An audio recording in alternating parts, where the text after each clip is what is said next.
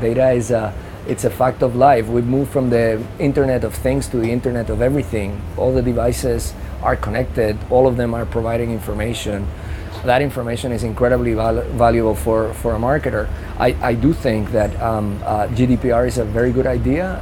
I do believe that consumers need to be respected in their privacy, and I fundamentally believe that as long as we have consent, we're going to be able to use the data in ways that consumers are going to be happy with. If people give you data and they open up to you, they expect that you use that in return.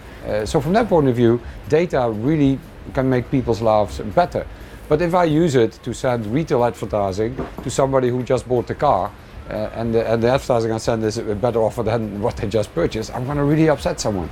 I think our profession will always remain a combination of using technology and data and having a clear vision what you want to do, and a very human approach to the job. Individualized data-driven marketing. So data-driven marketing with a more personal slant. If a message is more relevant to someone, so I always use the example of football teams. We do a lot with football, with the UCL sponsorship.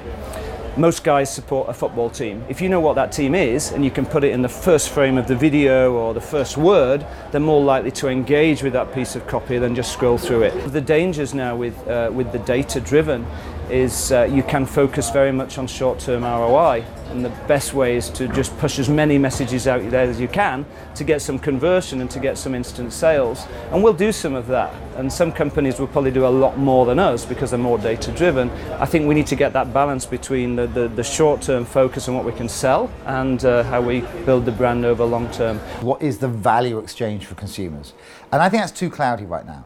At the end of the day, people post for free, they tweet for free, they use Google search for free, they use Google Maps for free. None of us want to pay for that. But what is the data exchange here? I could see a sort of two-tier internet. An internet where if you choose not to share your data, or if you choose not to want to have advertising, you pay for the services. Let's look at TV. You can have adverts, you can buy Netflix. I think this could be something for the future. I think there's utility which consumers really value, that we need to find a way to continue to provide, and yet of course we need to protect privacy and ensure we get that balance right. The skills we're going to need for the CMOs of the future are very different to the skills I learned and the craft I learned growing up in companies like Procter & Gamble and Mars, where mass reach was really, the big opportunity. So hiring people that understand how data works, analytics, drawing insight from analytics, hiring people that are digitally native and making them central to our strategy is the way forward. So first and foremost, before you're even a marketer, you have to put the hat of the consumer. As a consumer, what would I like my data or data pertaining to me be used, and under what circumstances? So GDPR, for example, the principles of GDPR I think are fantastic and we welcome them. And secondly, from that perspective, the way we look at data is we have a lot of first-party data, but we anonymize it and we aggregate it. And that in itself gives us a ton of very, very useful insights.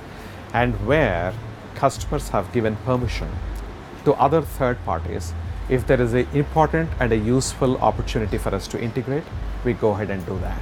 But it's all permission based, it all has to be very clear. The key thing is to be very transparent with the consumer. Get their explicit permissions. Don't do anything sneakily, right? You have to respect the privacy of the consumer. And if you outline the principles of what GDPR lays out, every one of them as a consumer, you think is absolutely fair and the right way to do it. So now when you turn around to be a marketer, that's exactly what you have to respect. When you say customer is the king or the queen, you respect their wishes.